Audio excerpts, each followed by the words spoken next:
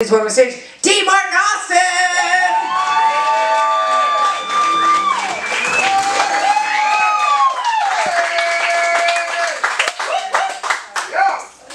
Continue.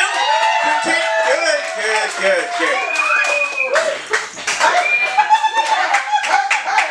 Yeah, yes! Nice, even a rhythm. You guys are talented. You must have taken music classes. I'm proud of you. A little inside baseball real quick. Right before comedians get on stage, we all form a circle in the green room. And we say a little incantation. It goes something like this. Tonight is the night that can make our careers. If we don't make it tonight, we'll be failures for years. And then our souls break to appease the gods of comedy. It endues the microphone with powers to grant one of us, and only one of us, success. The rest of us die. Those are the rules. Those are just rules of comedy. So if a comedian gets really famous, a lot of other comedians die for that success. Just remember that. Appreciate the one survivor.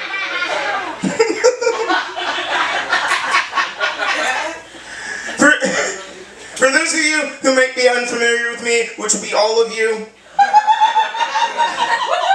my name is D. Martin Austin. I am a queer comic of color, and like all other comedians, I have clinical depression.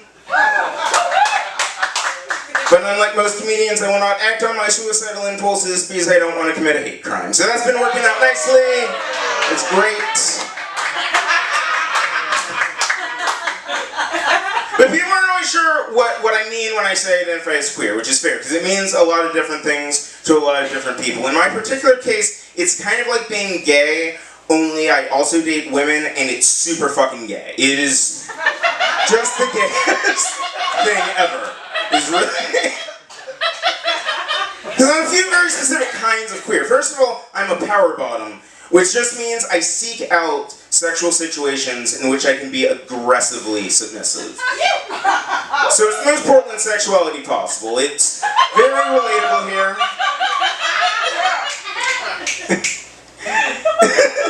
I do also identify as pansexual, and that's mostly because I like to think of genitals as a box of chocolates. You know what I mean? I never want to know what I'm gonna get. Like if I'm making out with a dude, right, and it turns out the dude's got a vagina, then great, that's what's for dinner. But then on the other hand, if I'm making out with a lady, and it turns out she has a huge dick, I don't have to clean off a strap-on. So either way, I feel like a winner. I think that's what's important. I just know where my priorities lie. In my asshole. That's where the priorities... We all have our thing. I told you I was a power bottom at the beginning of this. Don't act surprised now.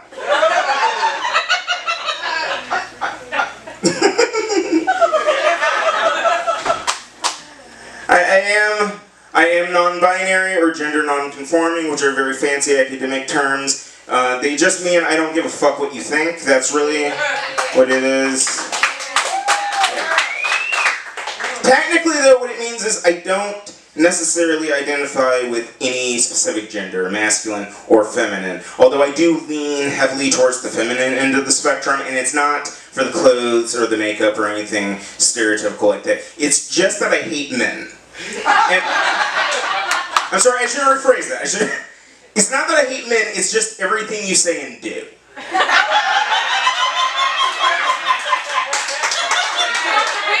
With the exception of me.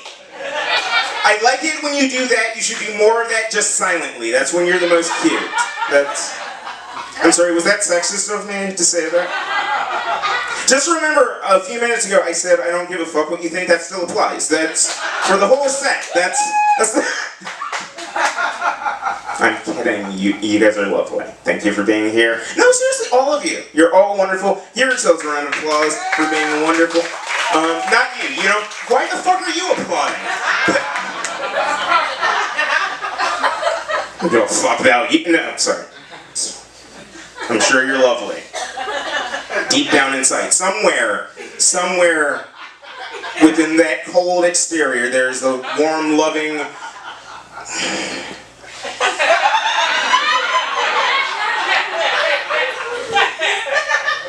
Some people believe in literal angels. You know, we all have our...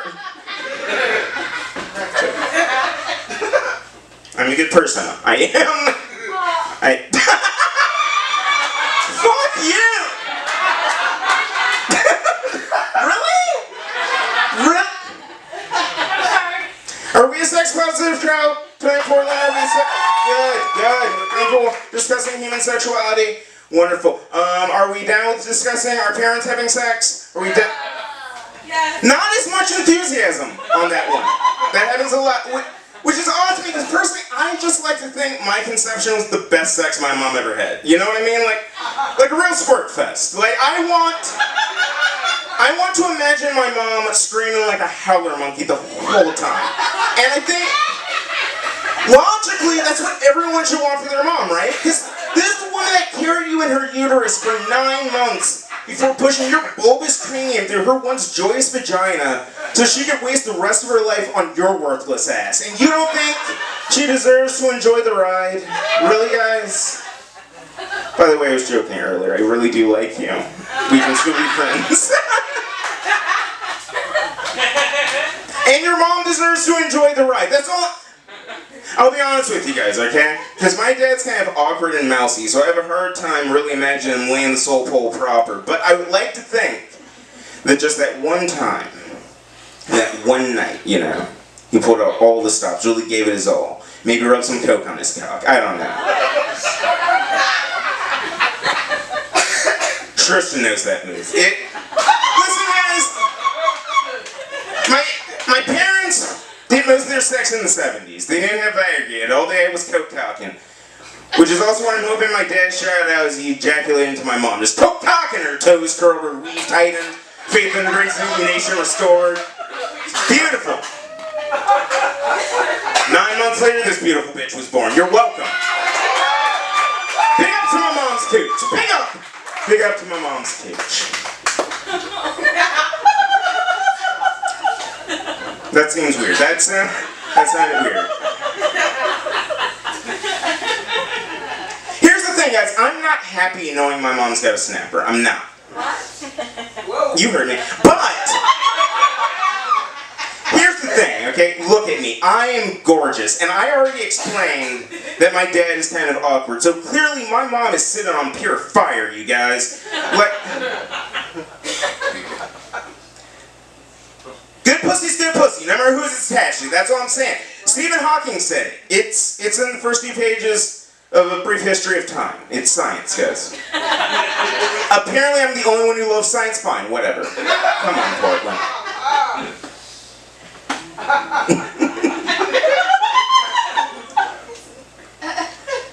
The weirdest thing happened to me recently, like, when I was younger, I was always attracted to the sort of hunky athletic guys, you know, like the male gymnast, the diver, the gay stereotype. Is what I'm saying, like, that was my thing. But recently, I've noticed I've acquired a taste for men who fall somewhere in that intersection between, like, teddy bear and alcoholic 20th century writer.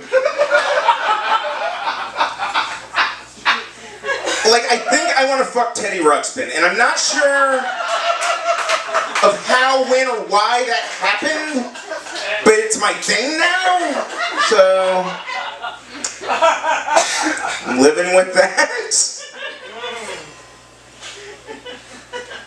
Other things I'm living with, I recently had to move in with a roommate. I'm actually renting a room from an older white gentleman, which is great. It's fine. He's very feeble, so I have to help him around the house sometime. And that's fine too, because I feel like a good person, which is rare. Obviously, you've already met me at this point. But you may have noticed that I'm also black, so I kind of feel like I'm paying to be a house Negro, and it's awkward. Like, I never wear shoes now. And I can't tell my black friends where I live. It's very awkward. Aww.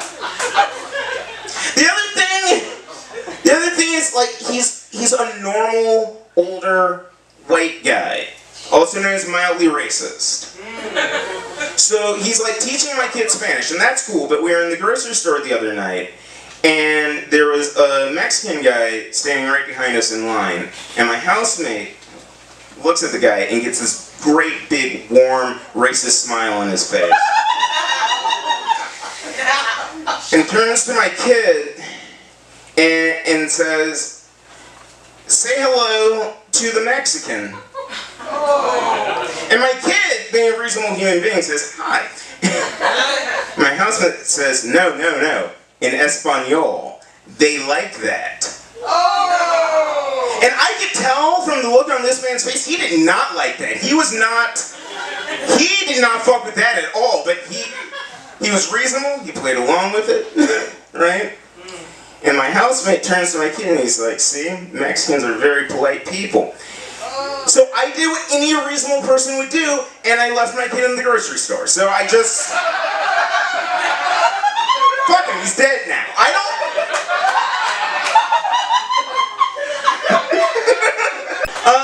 We have several more days of the festival. Please be sure to pick up passes. And I'm going to hand this over to someone who's more qualified to host. You're beautiful, I love you. Have a good night. Give it up for D. Martin.